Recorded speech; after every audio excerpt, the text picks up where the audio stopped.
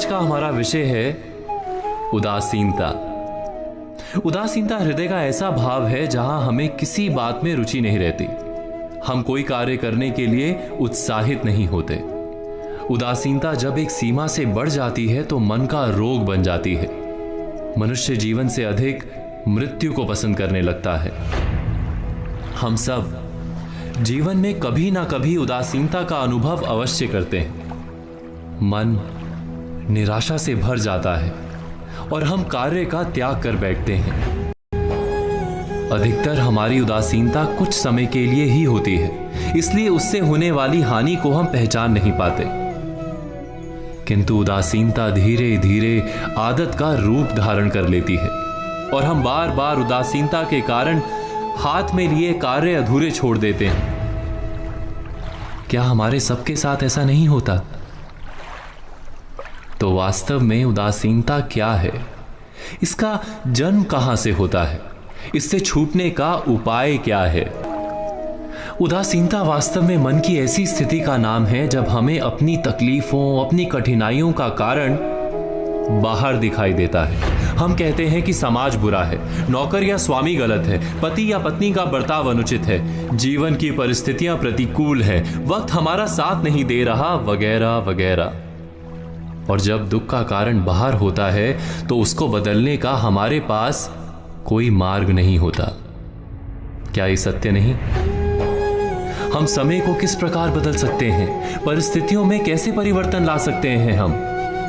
अर्थात हम स्वयं को निस्सहाय मानने लगते हैं और वहीं से उदासीनता का जन्म होता है। क्या ये सत्य नहीं? प्रश्न ये है कि क्या हमारी सारी विपदाओं का कारण बाहर है या स्वयं हमारे भीतर है? क्या हमारी सारी विपत्तियां, हमारे बुरे हालात क्या दूसरों के कारण है? क्या हमारा परिवार हमारा शत्रु है? क्या समाज दुश्मन है?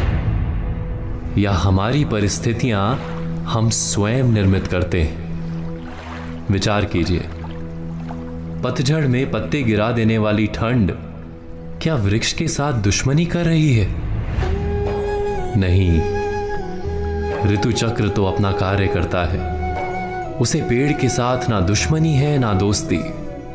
ऋतु चक्र के अनुकूल हो जाना वृक्ष का कर्तव्य है। ठीक वैसे ही समाज कभी किसी व्यक्ति का ना मित्र होता है ना शत्रु।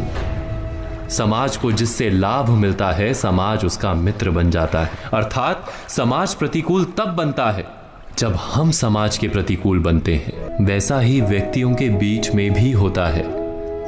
हम जिसे प्रेम करते हैं वो हमें प्रेम देता है, हम जिसे लाभ देते हैं वो हमें लाभ देता है।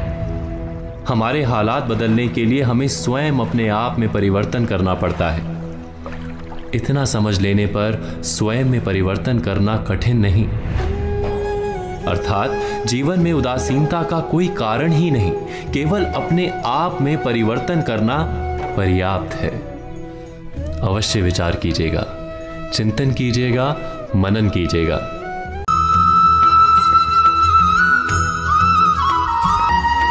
सफलता।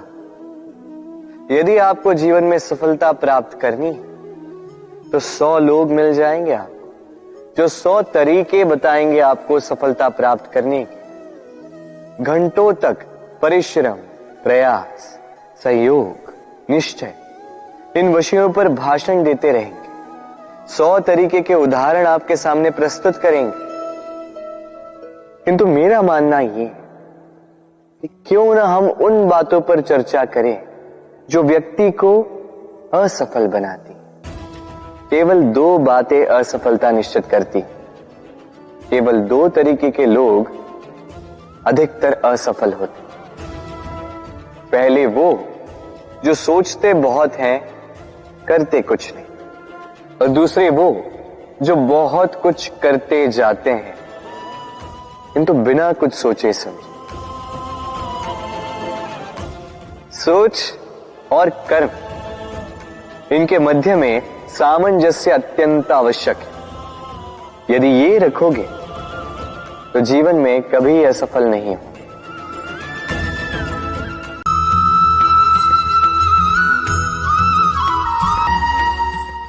जगत में प्रत्येक व्यक्ति को किसी ना किसी प्रकार की निर्बलता अवश्य होती है। जैसे कोई बहुत तेजी से दौड़ नहीं पाता तो कोई अधिक भार नहीं उठा पाता, कोई असाध्य रोग से पीड़ित रहता है तो कोई पढ़े हुए पाठों को स्मरण में नहीं रख पाता। ऐसे अनेकों उदाहरण और भी हैं। क्या आप किसी ऐसे व्यक्ति को जानते हैं जिसे सब कुछ प्राप्त हो और हम जीवन की उस एक निर्बलता को जीवन का केंद्र मानकर जीते हैं? इस कारणवश हृदय में दुख और असंतोष रहता है सदा। निर्बलता मनुष्य को जन्म से अथवा संजोग से प्राप्त होती है, किंतु उस निर्बलता को मनुष्य का मन अपनी मर्यादा बना लेता है। किंतु कुछ व्यक्ति ऐसे भी होते हैं जो अपने पुरुषार्थ और श्रम से उस निर्बलता को पराजित कर देते हैं। क्या भेद है उनमें और अन्य लोगों में? क्या आपने कभी विचार किया है? सरल सा उत्तर है इसका। जो व्यक्ति निर्बलता से पराजित नहीं होता, जो पुरुषार्थ करने का साहस रखता है हृदय में, वो निर्बलता को पार कर जाता है। अर्थात निर्बलता अवश्य ईश्वर देता है, किंतु मर्यादा मनुष्य का मन ही निर्मित करता है। स्वयं विचार कीजिए।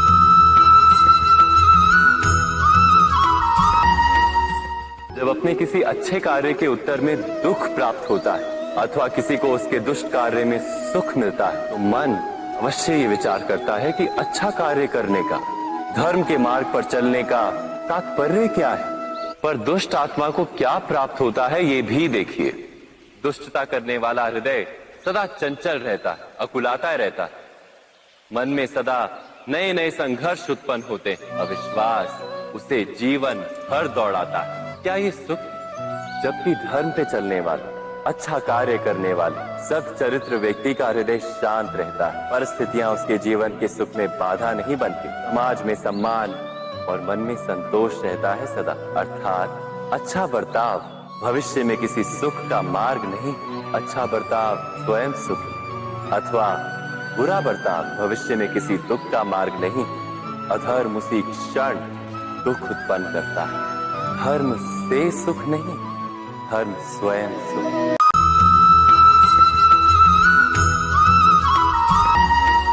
हृदय में भय का साम्राज्य रहता है सदा। कभी संपत्ति के नाश का भय, कभी अपमान का भय, कभी अपनों से छूट जाने का भय। इसीलिए भय का होना सबको स्वाभाविक ही लगता है। क्या कभी विचार किया है, जो स्थिति अथवा वस्तु भय को जन्म देती है, क्या वहीं से वास्तव में दुख आता है? नहीं, ऐसा तो कोई नियम नहीं।